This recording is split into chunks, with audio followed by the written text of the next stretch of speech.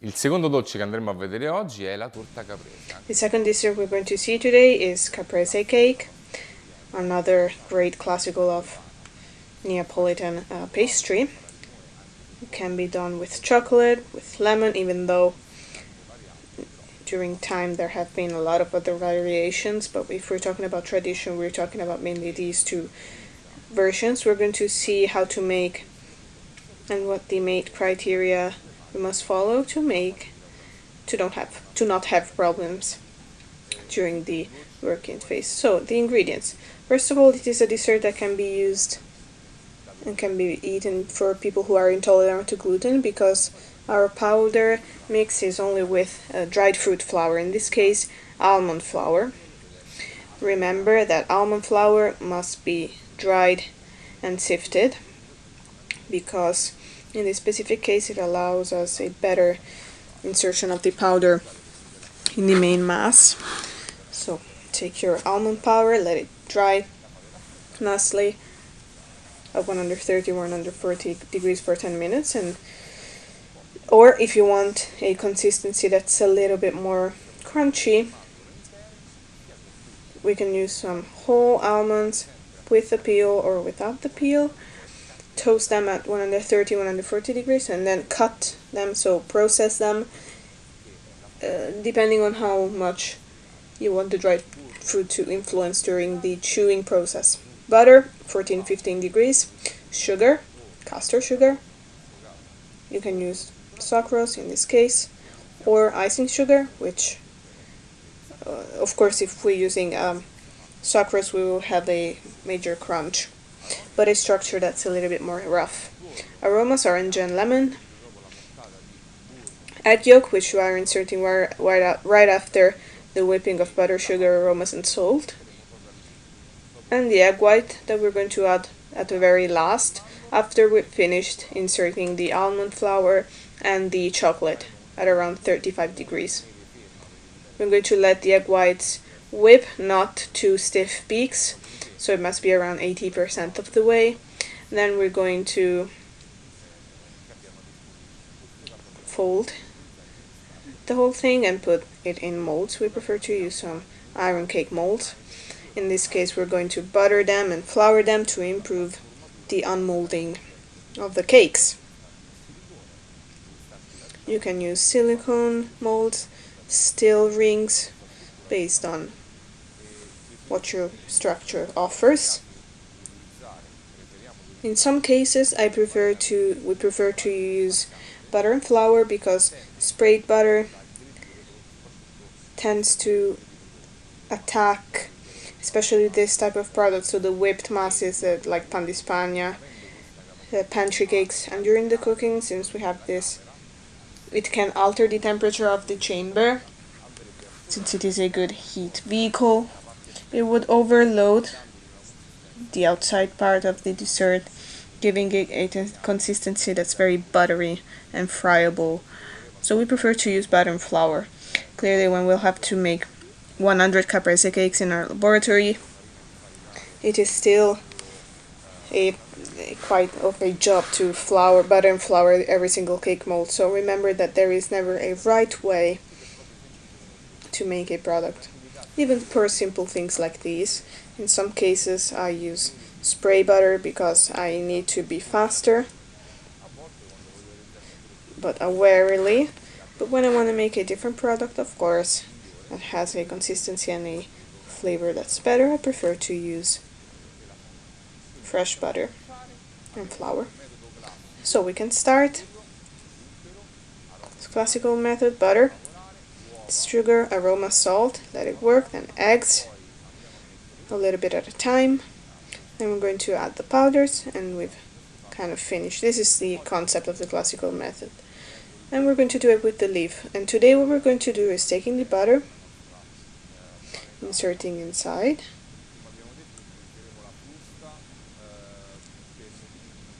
and we're going to use the whisk because of the mixing.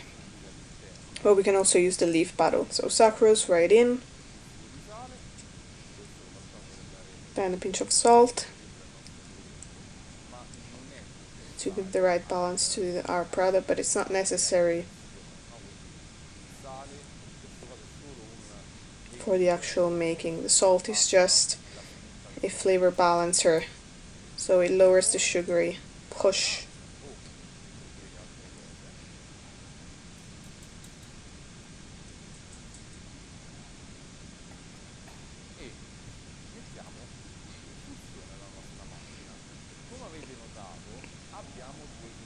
As you noticed, we have two planetary bowls because we have, so in the moment in which we finish the first phase of mixing here, we're going to move it and finish by hand with the chocolate and the almond flour, and just later we're going to whip up our egg whites.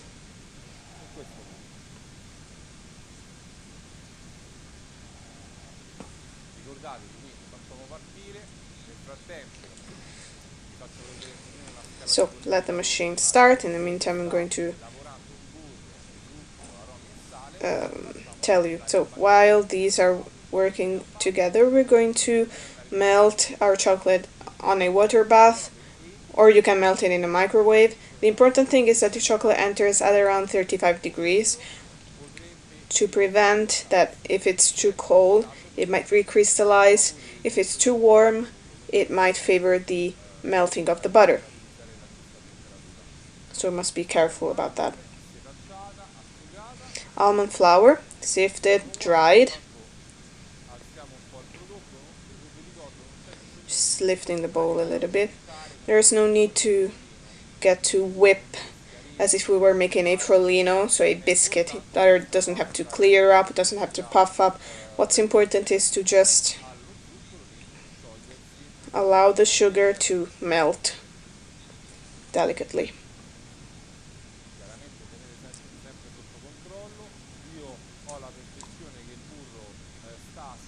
I have the perception that the butter isn't at a good temperature because the butter is completely pushed to the sides and it's completely adhering to the sides of my bowl, and this means that it is at a safe temperature under 20 degrees.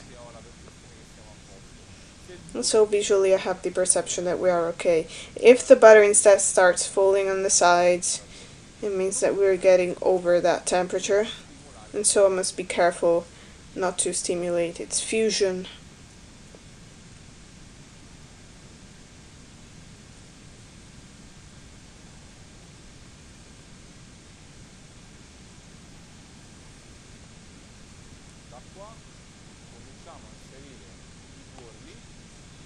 Now we're going to start inserting the egg yolks.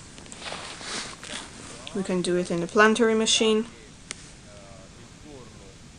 lifting the bowl to avoid that the egg yolk doesn't work completely in the whole totality of the butter. Tendentially, the eggs, in this case the egg yolks, must have the same temperature of the butter. If the eggs come from the fridge, we risk that they clump the butter up, meaning that they cool it down. In which case we can heat the base a little bit to let the butter soften. So keeping on with our eggs, always lifting the machine a little bit or lowering the hook and making sure, make sure that we're working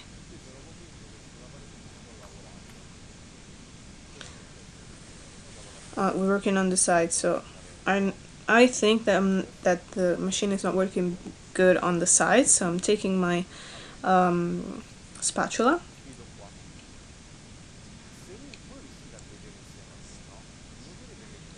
If you can see together with me, you'll notice that at the very perimeters there is kind of a white-ish stripe compared to the inside where they are the eggs. So what I'm going to do is I'm going to move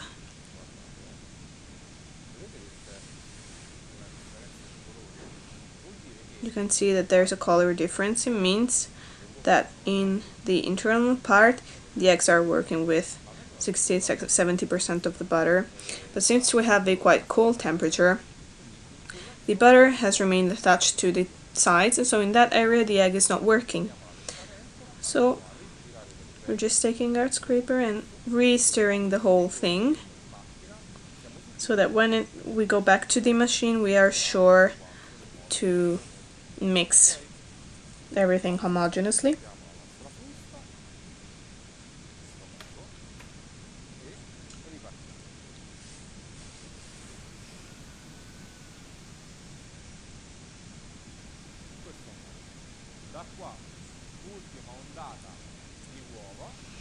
Now, last part of the eggs.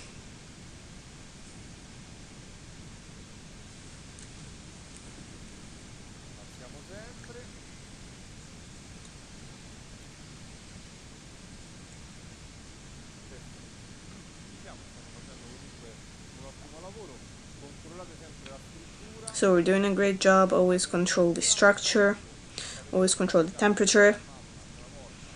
If you need, just stop it again and re-toss it with the spatula.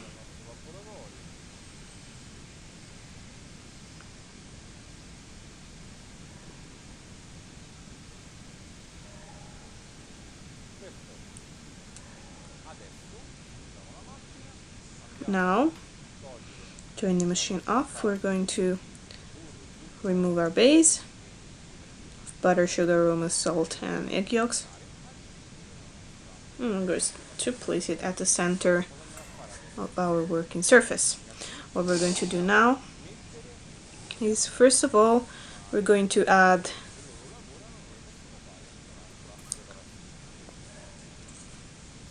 and we're going to foam the egg whites up without salt or sugar, because we don't need to.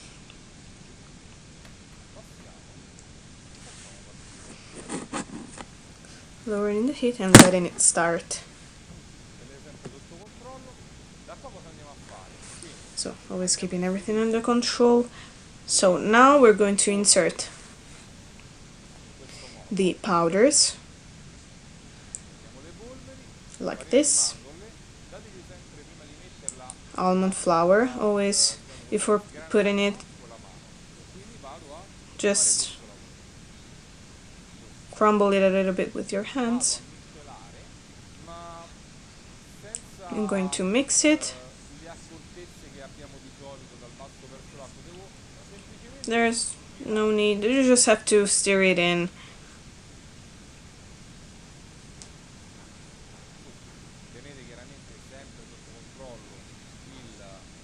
Always, of course, keep your egg whites under control. Remember that we mustn't get to a stiff peaks stage. Keeping mixing the almond flour in.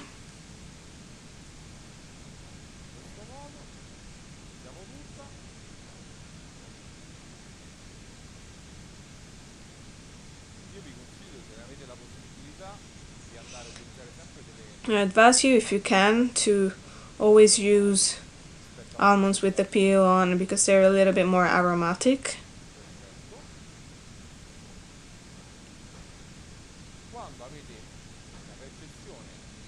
When you have the perception that the almond flour is completely entered, we're going to insert the chocolate at 35 degrees.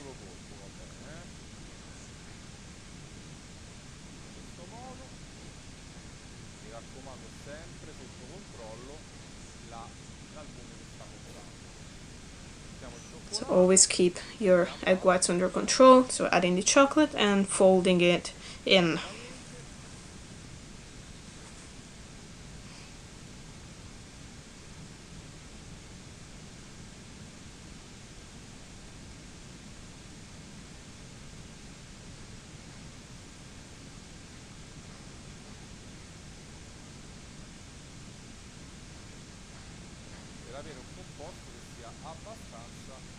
To have a mixture that is quite homogeneous. You can see that the structure we obtain almost seems very clumpy, but it is really the castor sugar that allows us to have this big size of the grains, and we will have a flavor benefit, but a little bit less in the aesthetical part. So stopping the machine here where we got to the point.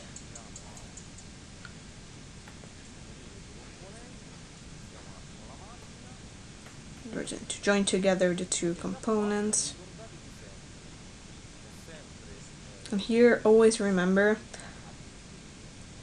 the hardest products must be lightened, which means that if we're adding such a heavy structure like the base of the caprese, made of butter, made of sugar, made of eggs, of almond flour and chocolate, if we're going to put it in the egg whites, it's going to create a strong pushing on the proteins of the egg white that have incorporated the air.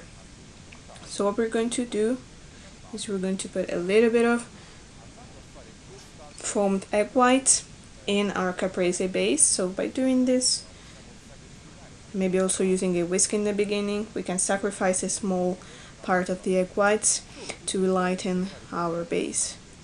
Only later we can start adding the egg whites.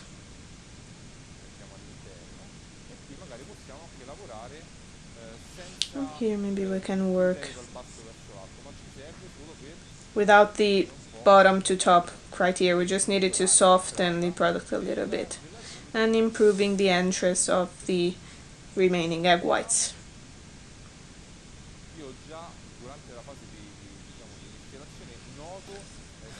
So during the mixing phase, I'm already noticing less resistance.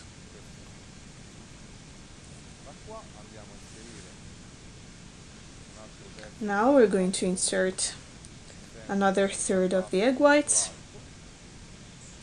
always from bottom to top.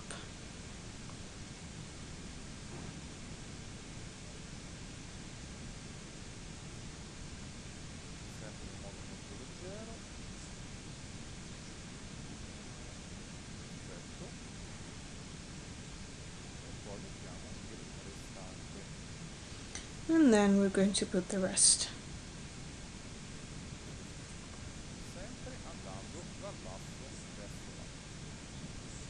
Always from bottom to top.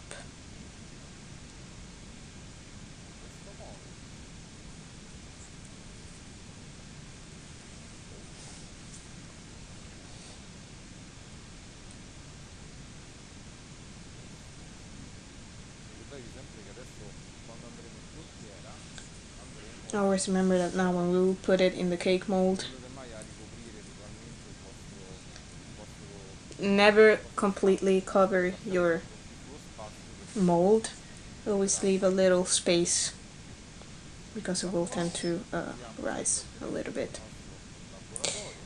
So, keeping our working surface clean, as we usually do, we're going to add some mixture to our cake mold, always on top of a scale, because in our way of working, there's always the idea that we're preparing more pieces together. So in time you'll understand that each mold with different diameters, so you already know how much quantity you need for every mold. Here we are around 300 grams.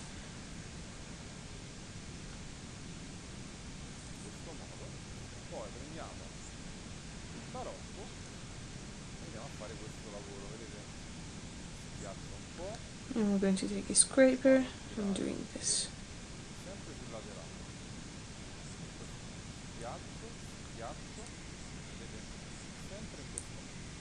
So, evening the surface out by pushing.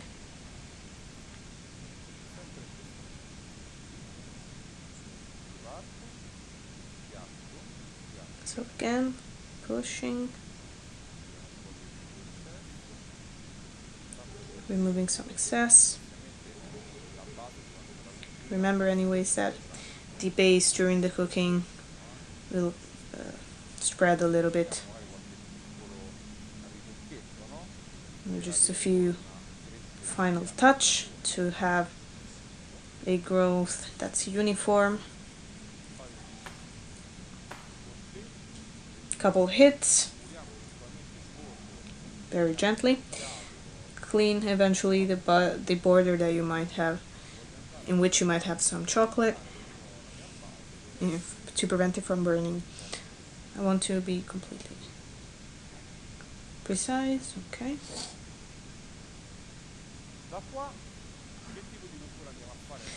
Now, what type of cooking?